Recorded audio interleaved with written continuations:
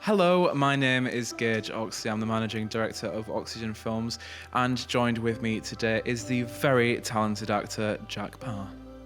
Hello, everyone. We do have a microphone. We've upped our budget for today. So this is the absolutely stunning location of our next short film. So do you want to tell us a little bit about Tog? Okay, so Tog is a short film about a photographer and a model. And the photographer basically exploits the model and takes advantage of him because he's young and naive and new to the industry. And this photographer, we see him as this kind of big deal. That's the synopsis, really. Okay, so obviously we've had quite a few challenging films in the past, I'd have said. Challenging the right word. That includes This World We Live In, which has done incredibly well, and thank you very much for all of your kind support and comments and likes on that. That's lovely. We always do look through them and see them, which is really nice. We had this Wretched Things, which we did in this summer. We did a live stream and talked a lot about the challenges there. What were the different challenges for this one? Did you find anything kind of unique and new in terms of the challenges of this one that you've never done before? This one was difficult because it was quite personal to me. So for those of you who don't know, this is my kind of story, and this is loosely based on my own experiences. I mean, I'm used to getting naked on Gage Oxley sets now. In every film, we always have these nude scenes, which is fine. It's like, that's what we do. This World We Live In, we had the shower scenes. We had two shower scenes, and then Wretched Things. We had a reviewer who actually said that we had one too many shower scenes in This World We Live In, for like 2 for a 20-minute film. We had 3. We didn't. We had 4 for Wretched Things, which is ridiculous. 4 shower scenes. No shower scenes in this one though. Double your money. But yeah, no, this one there's a lot of nudity because it's all about this photographer that's trying to get this model nude, basically, take pictures of him and videos of him. So yeah, it was challenging only because this kind of hit home. It kind of was quite personal to my story. It's not exactly the same as what happened to me, but you know, it's quite similar in the way that I felt the same feelings and emotions from when it happened to me. One question I've got for you is, Gage normally writes his own scripts, and then he films his own scripts and directs his own scripts, and then he casts, acts into it. I think this is the first, am I right in saying this is the first film that you haven't written, that you've directed? Gage co-wrote, so I wrote the basic story, and then we redrafted together, and we both wrote the story, but this is the first film that you haven't completely written. This is the first film you've directed that you haven't completely written. How was that for you?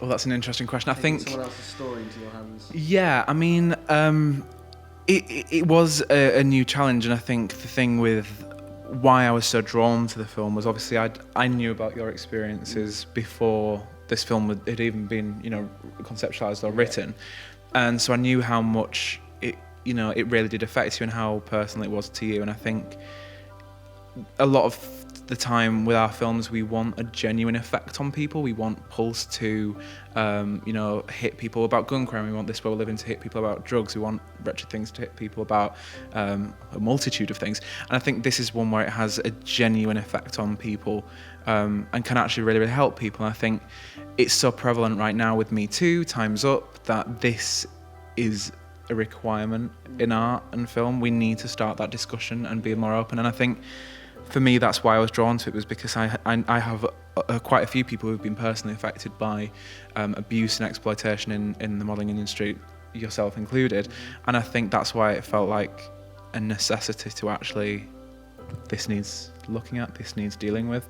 And that's why I felt drawn to it. And obviously you're a very talented actor. We've been working together for 5 years now, 4 years now? 4 years, yeah. So, we know, I think I feel like we know each other quite well by this point. So, I think I trusted you completely, and hopefully you trusted me as well to deliver that kind of really meaningful part of your life that wasn't particularly nice, but shaped a lot of your experience within the industry. So that's the film. So I'm going to throw it out to our audience now. Shankari, do you have any questions? wasn't expecting it, to be honest. No? You're our audience. Anna? Yeah. When do you want me to start recording? No, is it not recording? You are joking. Please tell me you're joking. Sean. You're joking.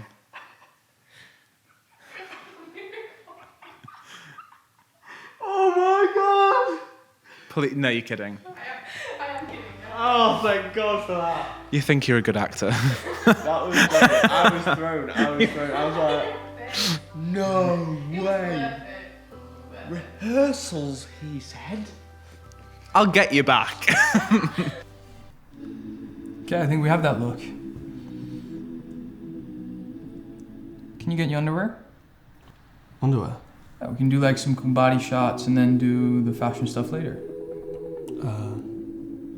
Yeah, sure. Yeah? Sounds good, yeah.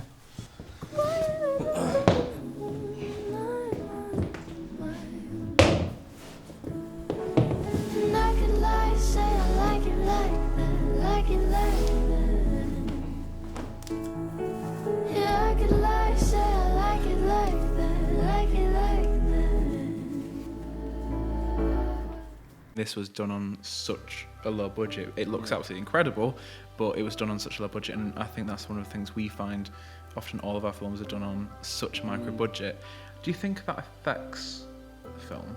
Do you think, would you be able to do it better with more money, or do you think actually there might be some restrictions there, actually having £100,000?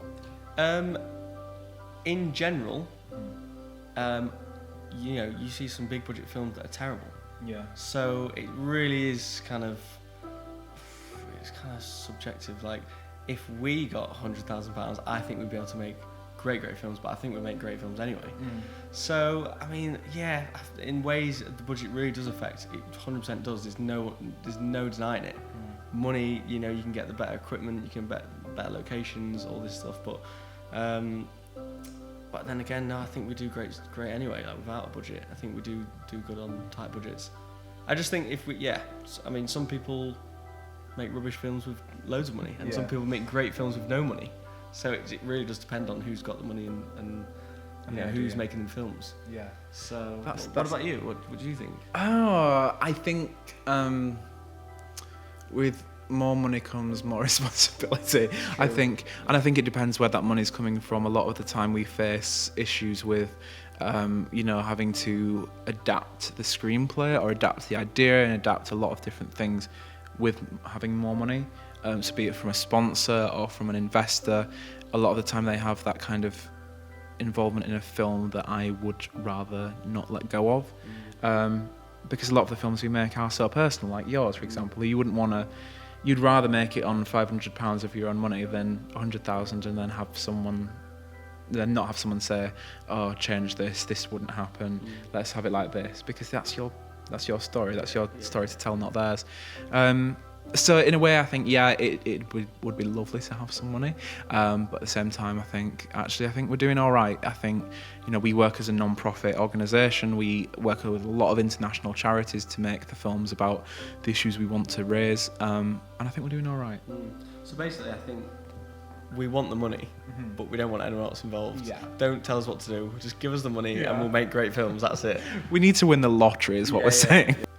So a lot of our films look at kind of masculinity, sexuality, gender identity, a lot of kind of very challenging topics. This one, again, looks at masculinity in a way, body image, sexuality, exploitation and sexual abuse.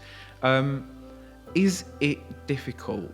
I can't imagine being on a set and doing some of the things that you had to do for this film. How do you kind of separate yourself from that character? Oh, this is a tough one. This is a tough one because sometimes I kind of go through it and I don't really think too deeply that it's me doing it. I just kind of go through the motions.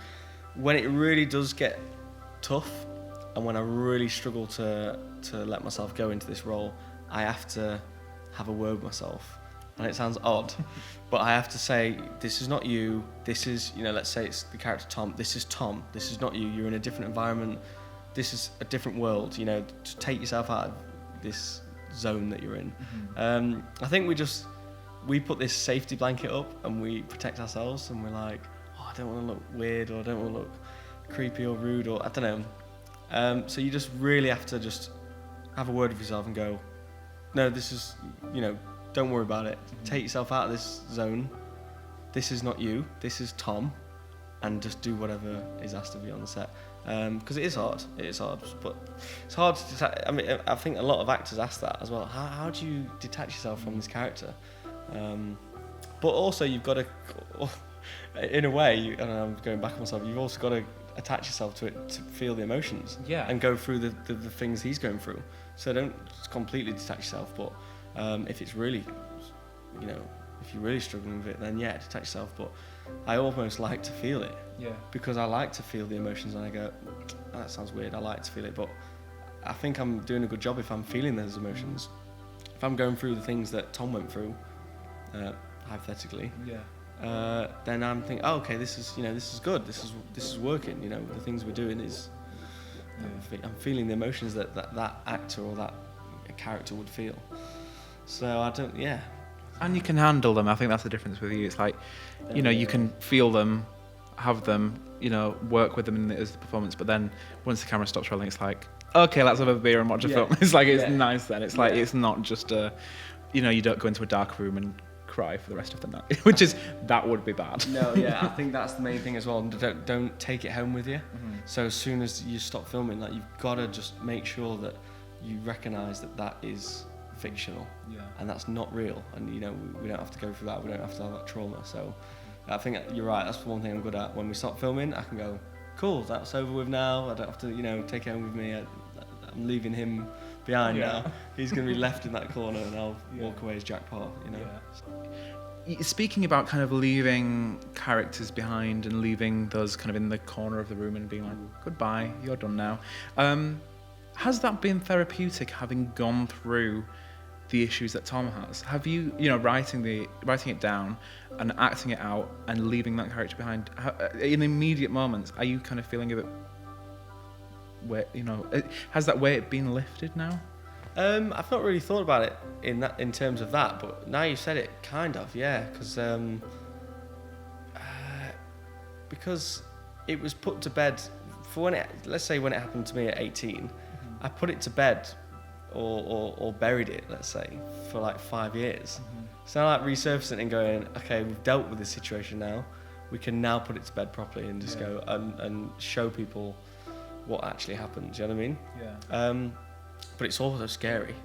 It's also scary showing people It's terrifying. I'm not just, this isn't just my story and I'm telling you, I'm showing you what could have gone on and what possibly went on, and bits of my story, what happened. It's like, it's terrifying to people go, oh, did that happen to you? And I'm like, kind of, a little bit. Not all of it, but some bits were quite like that, and so it's scary, but it's... A great quote that I really reflected on while writing Wretched Things was, write the things that you're afraid of. And I think that's exactly what you've done. So we must commend you on that. Actually, I think that's a huge thing to do. It takes a lot of courage. This film actually deals with new technology and new apps and new things like that. Obviously, that is something we kind of wove into the film that didn't happen with you, obviously. How did you feel about that? Did you do research on it, or do you know much about it? And how do you think these new technologies are being used to exploit new models? So I didn't do that much research on it because the model in the film, Tom, he doesn't have a clue what the photographer's talking about. He's saying, hey, look at this app, you can be on this app and no one will see you, it's exclusive. So I didn't want to delve too much into that, and because I kind of wanted to be vulnerable going into the set. But from this, film and seeing what you can do and how you can make money from these apps is crazy. Like, people get lured into things they don't even want to do.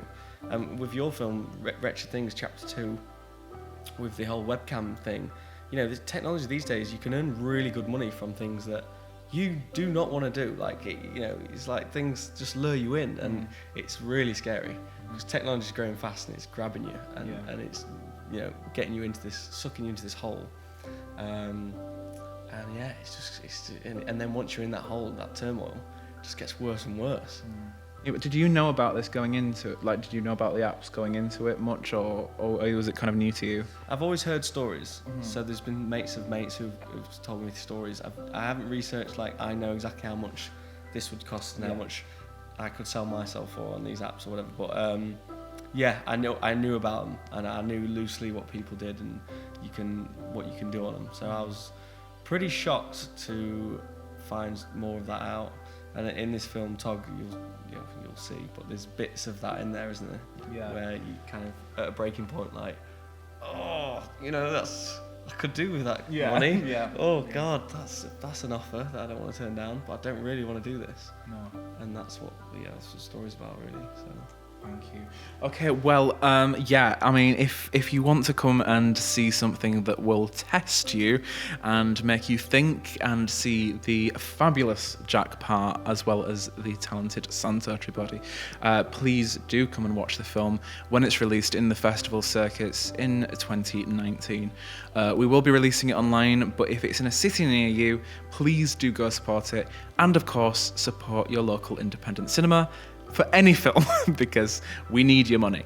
But that is it from us. Please drop us a question down in the comments below and we'll make sure to answer them. And we hope to see you again very soon. Thank you very much, and we'll see you again later.